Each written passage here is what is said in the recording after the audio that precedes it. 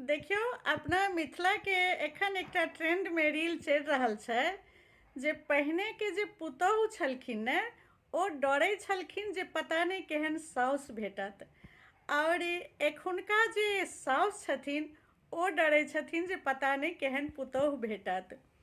तऽ मिला जुला कऽ वएह डरि रहल छथिन जे पहिने डरै छलखिन वह एखनो डरि रहल छथिन। ई जे छै से रील बहुत ट्रेंड में एखन चलि रहल छै अपना मिथिला में।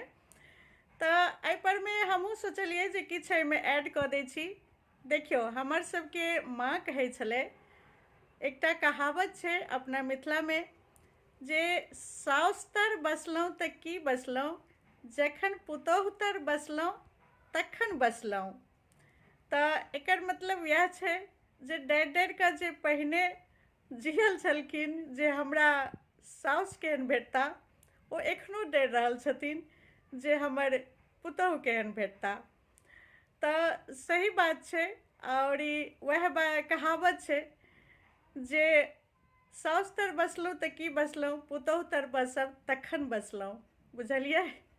तऽ एहिमे हम एकटा कनिटाके ई जोड़ि देलहुँ। ई कहावत अहाँ सब सुनने छियै कि नहि, कनि हमरा बतायब जरूर। ई कहावत सुनने छियै, साउस तर बसलहुँ तऽ की बसलहुँ, पुतोहु तर बसब तखन बसलहुँ। बुझलियै?